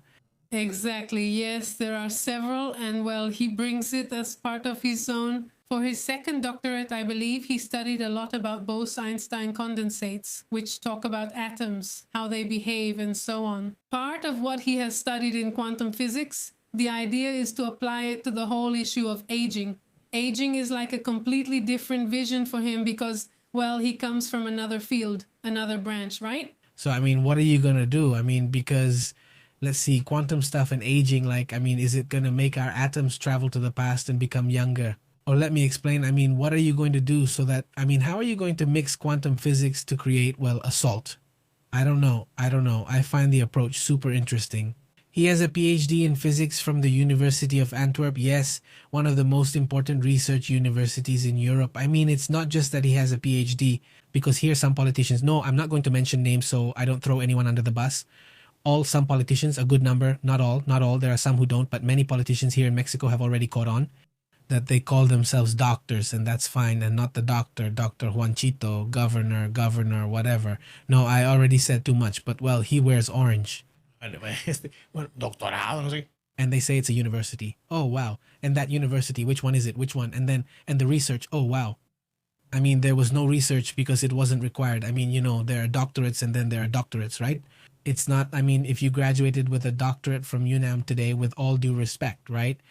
Or if you graduated with a doctorate from Harvard or from one of the most recognized universities in quantum physics, well, you know, that's another level, right? Or in this case, well, it's very ambitious what he wants maybe, but also, I mean, if you already have a doctorate at 15 years old, you clearly know your stuff, right? Besides, he's very realistic. He says he understands that an important breakthrough could take decades. I mean, he doesn't say he's going to dream it up tomorrow. No. He says, even so, his career reflects a broad trend towards science. By the way, his second doctorate is in medicine with artificial intelligence. So, well, this guy, since he has many different fields, the idea is to make this mix of disciplines and make this progress so that more young people can live long-term in very good conditions. Exactly. Well, that's super interesting. He finished middle school at 8 years old, got his bachelor's degree at 12, his master's before his mid-teens, and his doctorates at 15. Or also, like, it keeps speeding up, right? His doctoral research, as you said, focused on the Bose-Einstein aspect, a quantum phenomenon of double particles that act as a single entity at extreme temperatures. I mean, he's basically playing with atoms, while others are playing Fortnite. Well, that's the thing. Well, playing Fortnite is also playing with atoms. There you go. That's the thing. Or, well, science says that aging is being tackled on 3 fronts right now. Work is being done at this very moment. First, reducing cellular damage, which I think we already know. I mean, if a certain food has properties to reduce brain damage, cellular damage, and so on, right? Some are still unknown. And there's also the elimination of aged or dysfunctional cells, which also cause diseases and things like that. And the third point that science is working on right now is addressing how the body changes with age. Another thing which this guy might not like me saying, but it's a reality that we're living right now. It's that human genius is starting to even out. Well, maybe. Human stupidity, maybe, but that's the reality. I mean, before, the genius was the genius and there was no way around it. The genius was the genius and that was it. Back then, there was no way to compete with that, right? But now what the creators of these ideas and all this say is that someone who maybe isn't a genius but is smart enough, it's not just anyone either. But if they're not clever enough, smart, and knowledgeable about these technologies, they won't understand how to develop these ideas to exponentially increase what's already been researched. I mean, suddenly that's going to elevate many people. Well, what they were saying, and we talked about it a little, is that this study showed that people who are more or less intelligent, let's say, can rise to a genius level. The only question is, will geniuses rise to the level of super geniuses? I mean, right? Well, maybe. Yes, I think so. I believe so. I mean, not with the ideas we have now, but with future ideas, it's not the same. The benefit that a model will get is not the same as what a person brings. I mean, if you give them to Einstein, he'll get more out of it. That's what I think. It could be like that. Or it makes you lazier. Or they know it? Well, no, I don't think so. No, because you have that hunger to want to do things. You have that hunger to do things, and you either have it or you don't. I don't know if anyone believes that. Does anyone here think there are people who don't have that hunger, who don't have the desire to do things, to do something, and that's fine? I'm not saying it's wrong. That kind of drive either develops or it doesn't. You either have it, period, you'll never have it. I mean, either way, that's how it works. A big shout out to the whole community. It's quite an extraordinary case. Honestly, with this guy, we don't know. He assures that the results, although they would take decades, obviously he's not the only person involved in that matter. So there's medical science that's really focusing a lot on aging. ¿Cómo le llaman estos doctores? Geriatricians? Geriatricians, right? I mean, all of that. But the research side we've covered here. Well, we've discussed it, and several studies by experts, geriatricians, and eminent doctors in this field insist that those who are now around 50 and older, in that generation, there will be at least one. I mean, just to say something, right? At least some could already live for 1,000 years. That might sound very exaggerated, but that's what people have said. Do you remember this geriatrician? Yes, the one with the beard. Exactly. He said that in that generation, the first person who will live 1,000 years is already here, and the rest, who knows? But the point is, does anyone actually want to live that long? I'm just asking. Astrid isn't saying anything, so... No, I think that's too much. At most, if you really push it, maybe I'd do like 400. That's really pushing it, though. Like, if you say I'm in good health and all that. At most, that's way too much, like 100 at most. More than that is usually like no. It can't be. No. Well, it's just that I don't know. I mean... I feel like I'm going to miss you. It's okay. Honestly, I prefer that you miss me. Yeah, you miss me. I mean, when I'm 200, I'll remember that at 100 years old, I was married. No, so what's going on? No. He wouldn't even make it to 200 with me. At least 200. I mean, that's it. When on top of that, I say, well, that's it. Let's watch this clip. Well, hopefully. Let's see. I'm going to score points so that the 100, that's another 100 greetings to Emma, Andrade, Marcela, Leonardo, Gabriel. Hey, I just noticed I always greet the same people here, right? People watching later might say it's always the same people getting greeted. No, it's just that the same people always comment, which is great, but those who don't, feel free to say hi too. Exactly. It's up to you. Who wants to live forever? I mean, me. No. I mean, how about 10,000 years? That's fine. I mean, I have a lot of things to learn, a lot of things to do. So, I mean, someone who has things to do, there are people who are relaxed, right? Yes, there are people who are relaxed. People who've accomplished much now want to rest. I mean, to start with, between the series and movies I want to watch, and now even more. That alone would take like 100 years, just 100 years there. Add to that everything else. I want to learn about places to travel, which takes 100 years, and then another 100, and another 100 makes 300 years, right? And then you keep adding, that's a lot of years. Or you started talking about being in full physical and mental health, because if you're going to have thousands of aches and pains, well, that's complicated too. In that case, I would completely understand if you say you don't want to go on for too long either, right? I mean, I could understand that. You'd say, well, okay, 150 is fine. Gabriel, how are you? Leonardo, hi. It's just whoever's turn, when it's your time, it's your time. But if you ask me if it's something that surprises me, I mean, in your case, what are you doing? And if there are more things to do, I mean, if you give me the option like, hey, you can live for 300 or 400 years, do you want that or not? I mean, of course, where do I sign? Yes, I want to do that, but if you tell me I have to leave tomorrow, it's not like I'm going to suffer a lot either. If it happens, it happens. But maybe I'm just very curious. I don't know, maybe. Methuselah lived 900 years and look how youthful he looked, right? Bearded, strong looking, right? I mean, he had a good appetite. That's what they said. Yes, so there's Methuselah and many others, right? I mean, there are a lot of things people don't want to talk about because anything that goes outside the classic rigid patterns, they immediately say, no, that's not true. It's just that I've heard a lot of really incredible stories here. In those stories, the whole thing about ages is actually more relative than most people think. But anyway, let's not get into those topics because I'd better go and open the green route right away. Greetings to Carlos Martinez, Beto Barba, Perla, and greetings to the entire RRHP community. Hey, Rafael, is there anyone who's watching us and hasn't commented at all? I'm going to make a comment because it's kind of weird. There are like 500 and something people. And it's like, well, here I can see how many there are. I mean, now the chat shows you how many are in the chat. 7. There are 7 in the chat. Yeah. No, top fans. Yeah, they're the ones who comment the most. There are 7.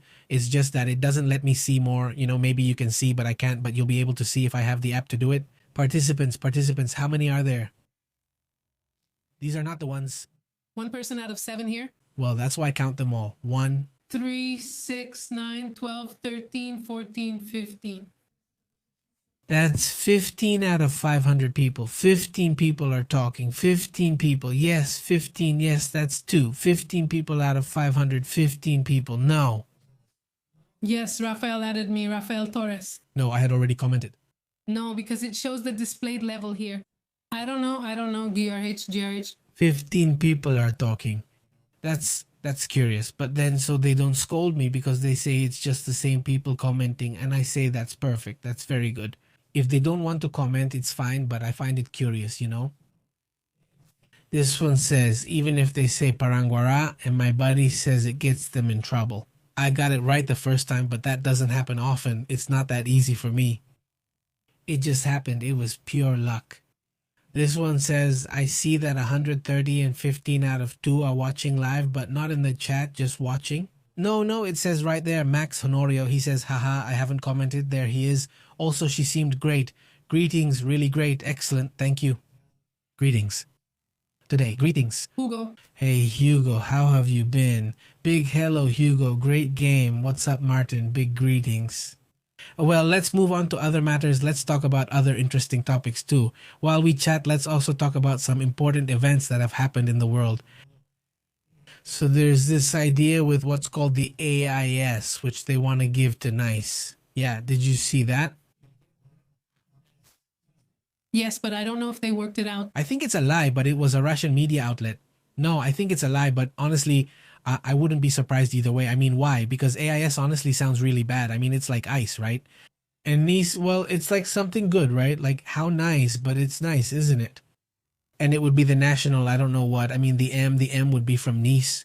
Yeah, it takes away a lot of strength. No, I don't believe any of it. But anyway, that's the rumor going around in Russian media. But still, it would be crazy, right? Now, another topic that also draws attention is what's been happening with the TSA, right? Oh, yes. Do you remember there was a shutdown? Well, a government shutdown specifically for what was the Department of Homeland Security, which really affected the airports. Here we saw huge lines and their budget was cut because Donald Trump's government could have set aside the airport budget, but they decided to use it as leverage. So you see, because they wanted them to accept a certain budget increase, even though AISA already gets plenty of funding, while they wanted more. So, well, since everything is connected, obviously the airports were affected, but since this closure started, which has now been lifted, well, that part is already open. They already sent money. More than 1,000 officials from the United States Transportation Security Administration, the TSA, were paid, but they resigned and haven't come back. They said, that's it. They've learned since it's happened twice now. One of those times was at Christmas too. It's very exhausting. I mean, if you don't know if you're going to have work next month and then again and again, No, they just get upset, and since they've only started their second year, there are still 2 or 3 years left, so this will likely happen several more times. So I couldn't, and they were right. So, well, 1,000 people have quit, and obviously it's a problem because it's not like, oh, you just hire Juanchito and he doesn't have any training. It's a whole ordeal anyway, even though those from the FA have also had a lot of resignations with the people from the control towers. That's why they had to go. Well, it's about opening it up to young people who are gamers because they think they might have the ability due to the pressure, because of the quick decisions it requires. But after training and after the psychological evaluation and everything, I mean, this is going to take a while. I mean, actually, it takes years because they spend, let's say, years as juniors, and then if they move up, they reach a normal level. So, well, 50,000 workers, they didn't get paid in December. They didn't get paid when there was this last shutdown, which was, if I'm not mistaken, around March, not at the beginning of January, March. So, well, let's move on to other topics because check out what's happening in the sky. Let's go with that.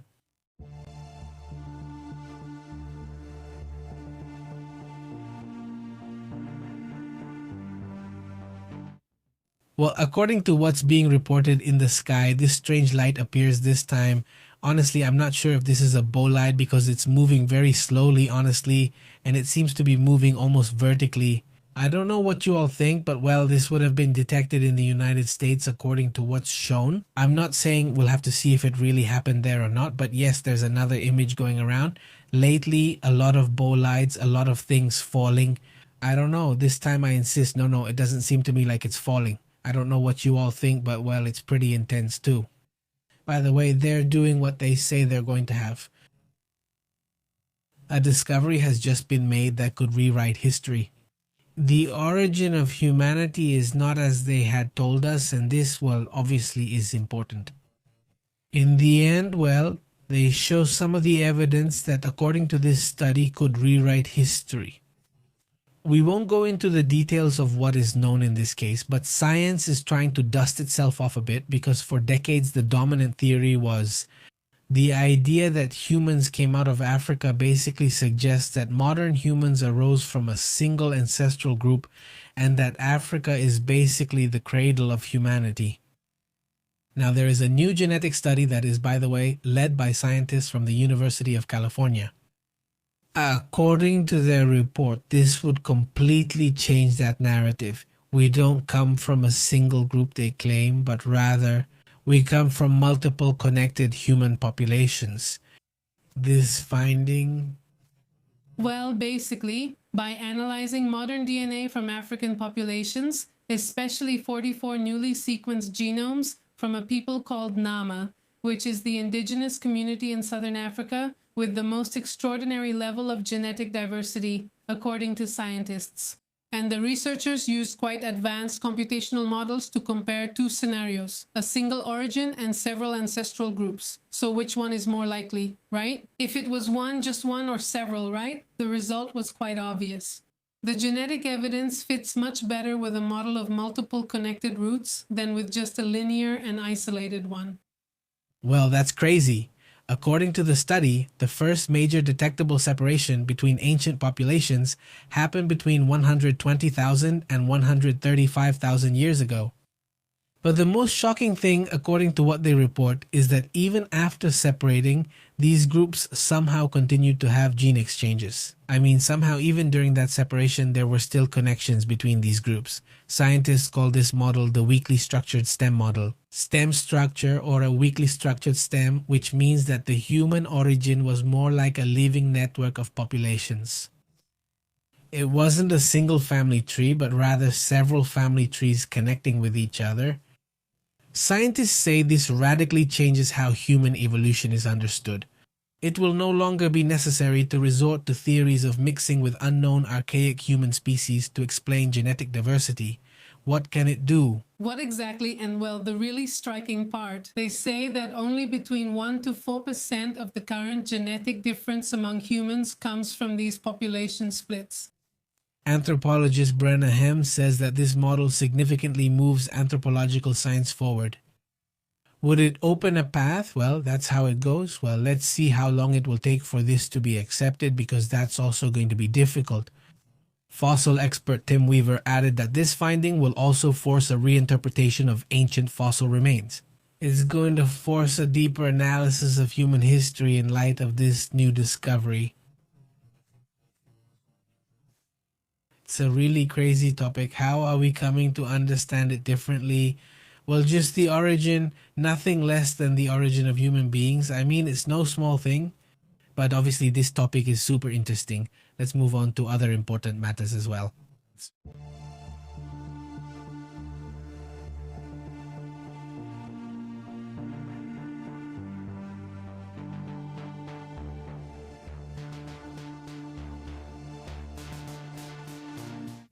Today, something happened that many of us who grew up watching Back to the Future have long awaited.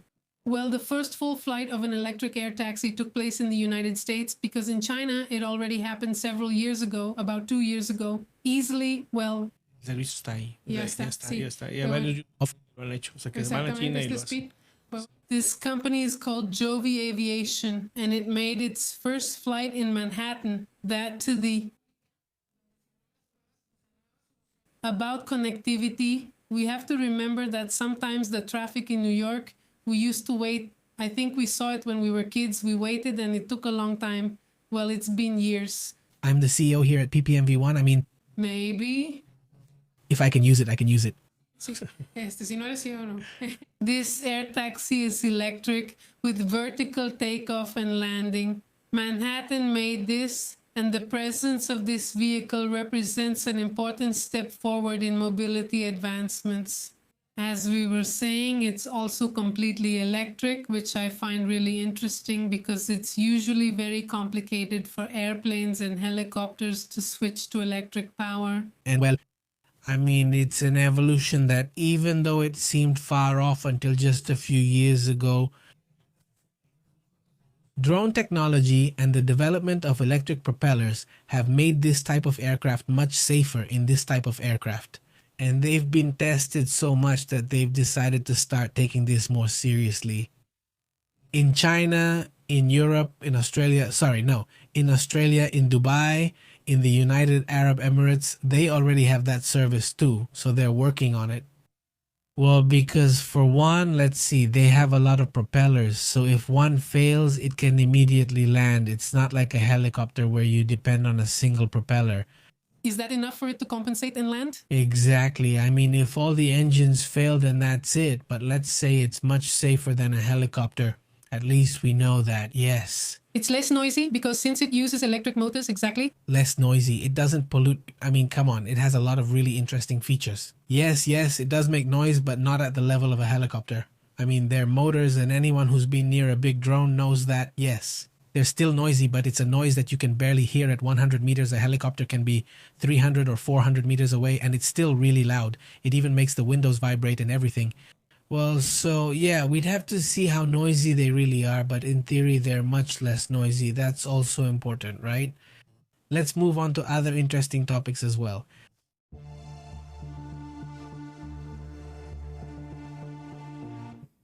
Well, Guatemala is making a very important request, and it would be good if bigger countries also made it, if they supported it. And it's this request that I think we saw during the pandemic, how complicated it was. The issue of vaccines and medicines. Whatever it was. Medicines, whatever it was. But vaccines, let's say it. Well, it has to be done fairly. They have to be sent to African countries. And well, the United States, China, everyone grabbing as much as they could for themselves. And just make do however you can. The countries that don't have access to them, well, Guatemala asks, will approve it. A binding annex in the pandemic agreement for equity in vaccine access, what does this mean? That it be mandatory that they have to listen to the WHO? If it says, hey, vaccines need to be distributed this way because everyone should have access to this vaccine and not just as a suggestion. Because that's often the problem with the WHO. Things aren't binding. The vast majority? Countries were very selfish, so you'd see that some countries had more than enough. No, not just vaccines, I insist, also medicines and other things. And they say, oh, well, we'll just keep them here while other countries are in serious trouble. And they made it so the problem couldn't be solved or reduced in a more effective way. The truth is, yes, there was very bad behavior in many countries. And maybe this could be, well, not just vaccines, they could expand it to other medical topics as well, right? I mean, honestly, it was surprising the behavior in some countries that just shut down and said, no, no, we're not helping, right? And do whatever you want. Anything else? There's another video that's going around. This one was supposedly recorded in 2024, but well, it was December 6th, 2024. According to reports, at 9 o'clock at night in Phoenix, Arizona, and now the video is circulating. Is this the one where you can see, well, some kind of light or lights in a sort of formation, kind of triangular, something like that? Honestly, it doesn't even surprise me anymore. I mean, honestly, you often see these kinds of lights in formation, like in flight or something like that. It doesn't really mean much to me when they're that far away, to be honest. I mean, for me, they could be almost anything, but well, I found it interesting. Anyway, there it is. What I would love about this kind of sighting is, well, not just seeing the little dot, but getting a little closer or whatever to see exactly what it is. Or when it has really extraordinary movements and you say, wow, that's something, right? When suddenly they move at impressive speeds, you say, that's really strange, isn't it? Or when you see them entering the atmosphere and splitting apart, that's wild, since it's clearly not a meteorite. You say, wow, it entered space, because not even human spacecraft can do that. I mean, human spacecraft enter, but they just keep falling. That's it, right? In any case, the SpaceX ones land vertically and all that, but they can't just stay there and those things just circle around like it's nothing. That's it. Well, I don't know, right? Other things, right? But not human ones, right? In this case, that's how I think, right? Because we don't have that level of technology. Another thing that also catches our attention is the image that Jose Zarate shared with us 7 days ago, but here we have it exclusively. A big shout out to Jose. I don't know if he's around, but I've been checking to see what else was in the community. We have an area, for those in the community who don't know, we have an area where you can post images here on the channel, the YouTube channel. You can make comments, post, upload images, all of that. And it shows up there. Look, there it is. There it is on the channel. Visit the community and you'll see everything there. 7 days ago, it says, I'm sharing the photos from Monterey, California, the whole family. We got to be in this beautiful city and had a great time. I have 3 kids and they almost grew scales from being in the pool and at the beach every day swimming, even though the water was cold. And well, this looks nice, doesn't it? Very nice. There in California, Monterey, but California, really great because of the picture you shared with us. And also another picture that Jose Zarate shared with us, which is really great, which is, well, this, I don't know if they're related to Jose or what's up, Jose, my namesake, maybe a relative, maybe a cousin or something. If you don't have food, I was going to steal. Then the classic showed up. You have to pay food taxes here at the hotel, right? Food taxes. Food taxes. There you have it. That's another image. getting to know the area. Other images shared by Jose. This one also from Johnny's Pizza, oven baked pizza. That's what it looked like to me, right? But anyway, you can share images here. Let me show you. I think we have another one around here that's more recent. Let's see what we have here. Who sends us a very interesting comment. MT says, hello, Pepe and Astrid. I was asking about the topic of construction in the United States. Today we were asking what you all think about construction in the United States. Well, because one of the most problematic indicators is when construction starts to go down. Remember what happened during the pandemic, that at some point in some countries, here in Mexico, no, on the contrary, in Mexico, construction actually increased during the pandemic. Oh, right. We have friends who work in hardware stores, even at Home Depot, in areas, well, let's say in the corporate sector, right? And they told us it was an exceptionally good time for Home Depot and for hardware stores. They sold a lot because people were at home and would say, wow, I've been wanting to paint here for years. I've been wanting to fix the roof for years. So people started fixing things. So those kinds of sales increased a lot, right? And well, construction in general, right? But in the case of a crisis like the one in 2008, it caused problems like increases in steel prices in some countries and things like that. And then it started to create huge problems, right? I mean, those kinds of problems. They caused, well, an economic downturn. Now, it's also not the same for a city as it is for a small town, a medium-sized town. I mean, it varies a lot, right? But what people tell us from Texas, from the Rio Grande Valley, or someone who knows MT from the Rio Grande Valley, is that in that area, things are going well in Texas. At least the impression they get is that people are selling their houses well, projects are developing well, And well, that's the question MT is asking us from the United States. And he had that doubt. I'm also asking people in Chile, Spain, and elsewhere how the construction sector is doing. I mean, do you see that people are building, that they're building more houses, more apartments, more buildings, and so on? Or is it going down? What are people saying there?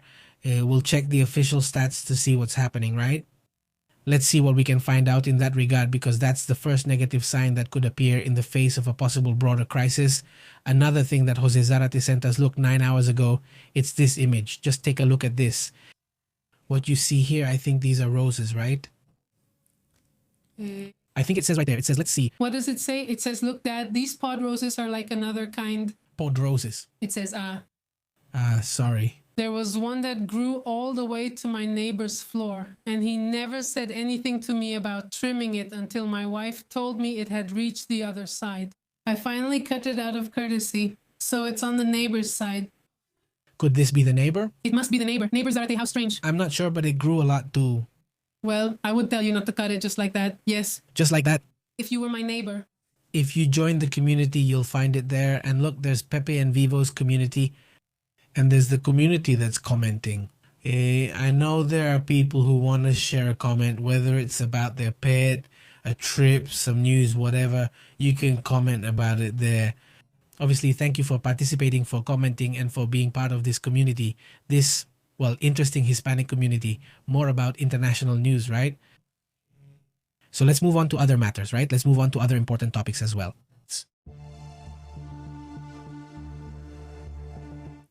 Well, Ukraine wants to completely turn the war around, the war with Russia. And the thing is, they already have a plan to deploy 25,000 ground robots on the front lines of the war. They no longer want soldiers to be putting their lives in so much danger. Also, it's better for logistics to have these 25,000 unmanned ground vehicles by the first half of 2026. That's the idea, to have them working. Let's say... Yes, that's what the Ukrainian Defense Minister Nikolai Fedorov reported, who shared the goal this week of meeting with domestic unmanned vehicle manufacturers. Well, the other day we saw some images of Zelensky with these little tanks, because they're little tanks, and I once told you the story that one of them was, I think, holding the front line for about 3 months, right? Just imagine, 3 months fighting against the Russians, not letting them advance, all thanks to a robot that saves lives. No, not 3 months. No. It's days, several days. Well, several days. What's important there is that the little robot was fighting against 100 soldiers, and there was no way to get through. So, it's said that the little robot gave it his all, as they say here. The little robot really gave it his all, which is basically like a small tank with artillery on top until it ran out of ammunition. But the little robot was there. These were days when someone wanted to go in and they would shoot. They wanted to go in and the autonomous firing would start. That's something else. A drone is one thing. But no, Ukraine has carried out 22,000 robotic operations in this war. 22,000 with autonomous robots.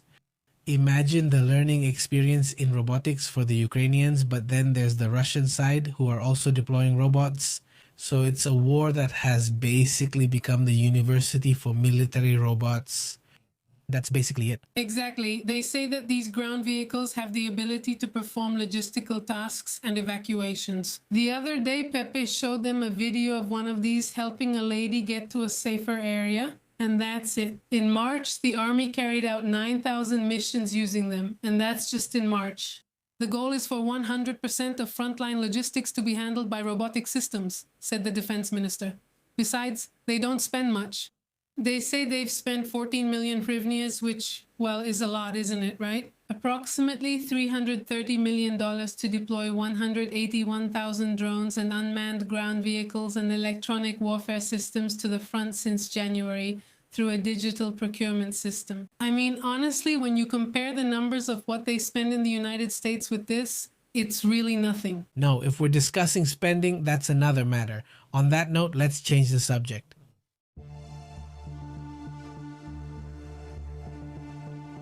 A big shout out to Gabriela, Marcela, Rafa, Ida, Torres, cheers, Rafa. How have you been, Emma? To the whole community, Gabriel. Big greetings to everyone who's joining Jojo Roblox and to all those who aren't speaking as well. Big greetings. Thanks for joining us. Rafa says the war between Russia and Ukraine is a testing ground for developing and trying out weapons. Yes, but the developments there are impressive, and now European countries want to have these advancements too, and many countries are signing up just to have them. Yes, no, it's an incredible development now. All right, let's go, Claudio. Big greetings, Claudio, to Magda, and to the whole team. Over there at the station, hope you're all doing well, Claudio. How's everything going? Sky from Terminero. Yes, because as they were asking here, I lost track of who said it, but they were asking if it was Miguel, I think, right? I think it's good if those were ideas that motivate him. Yes, they're ideas, they are. Well, drones have AI. If they're autonomous, they fly, they make decisions, exactly. So in the end, they make decisions about human life. In the end, it's about the laws, like how to call Simon, right? They didn't miss them because of that. If that's not robot war, all that's left is for them to add saws and knives when they're on top. I know, right? Self-destruction? So I say, and how's it going? Are you leaving it? Robotics, and what really freaks me out about the future is nanotechnology. Because that and robotics that imitates insects creep me out a bit. Because yeah, it's already really advanced, and even 4 years ago when the war was starting, I'm not sure if it was the English or the Germans who sent them things called bits or something like that. They're like little bees. They're robots that they only had a range of about 200 or 300 meters and they flew really close by. Yeah, but they sent photos of the enemy, so the enemy couldn't see them. There was no way. They just looked like another insect, that's all. So they sent information about where the enemy was in real time. It's not like it would go back and forth and tell you, here it is. Obviously, it just sends you a signal that there's something there, and well, there are cockroaches, there are fish, there are a lot of things. Dragonflies. Dragonflies, they're little things, little robots that aren't for attack, obviously, but for espionage, and for espionage, they're really something. Greetings to Limpio from Venezuela. Greetings to Venezuela. I want to greet the entire Venezuelan community. Thank you so much for joining us. How are things going over there?